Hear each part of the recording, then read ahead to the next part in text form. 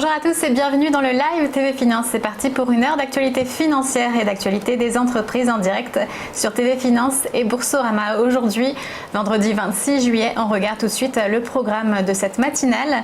Il sera question de voyage en début d'émission, plus précisément de façon de promouvoir les voyages et destinations touristiques sur les réseaux sociaux. C'est Célia Tichadel, directrice associée de Travel Insight, qui répondra à nos questions. Puis Antoine Quezada, trader, formateur et coach, nous commentera l'évolution du CAC juste après l'ouverture du cours à 9h. La synthèse hebdomadaire, comme chaque vendredi, Eric Galliègue analyse et critique les actualités de la semaine et leur impact sur la recommandation d'investissement. Et ensuite, parole de deux dirigeants aujourd'hui. Le premier est dirigeant d'une SCOP dans le conseil aux entreprises. C'est assez inhabituel pour être souligné. Et c'est donc Jérôme Boutelon pour Intis qui nous en parlera.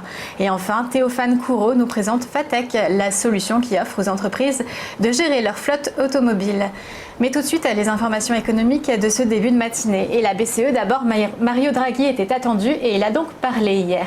La BCE promet que ses taux directeurs resteront sans plus de précision inchangés ou plus bas, au moins jusqu'à la mi-2020, et estime qu'un haut degré de soutien à l'économie restera requis pendant longtemps.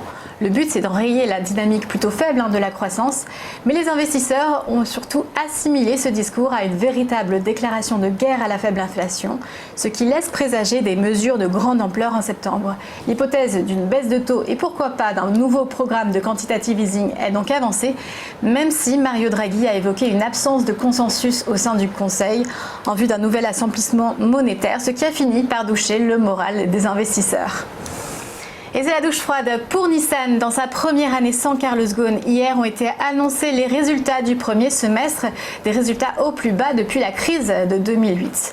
D'avril à juin, le bénéfice net du groupe a fondu de 99% par rapport à l'année dernière.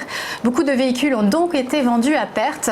En cause, la baisse de la demande mondiale que d'autres constructeurs peuvent reconnaître, mais aussi tout simplement l'échec total de la stratégie de maximisation du profit qu'a mis en place le successeur de Carlos Ghosn, Hiroto Saikawa. Les conséquences ne sont pas à attendre. Nissan annonce la suppression de 12 500 emplois dans le monde, 9% de ses effectifs, et une baisse de 10% de sa production d'ici 2022. A noter que c'est une mauvaise nouvelle aussi pour Renault, qui a l'habitude de faire remonter les dividendes de Nissan dans ses résultats. Et d'ailleurs, Renault publie ses résultats ce matin. Et enfin, dans le secteur parapétrolier, Bourbon se place en redressement judiciaire. Jacques de Châteauvieux, le dirigeant et principal actionnaire de Bourbon, a préféré cette solution judiciaire poussée par les banques qui réclamait depuis lundi le remboursement de 2,7 milliards d'euros de dettes.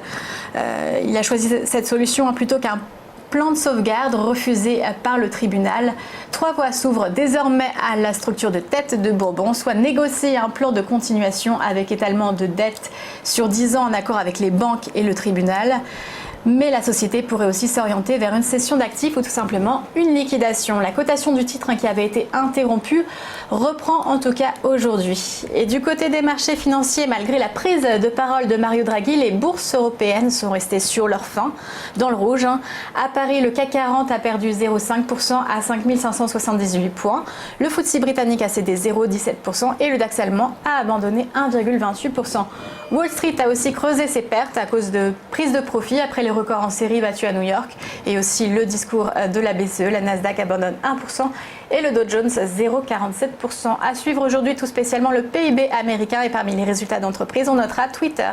On se retrouve tout de suite pour l'interview du jour.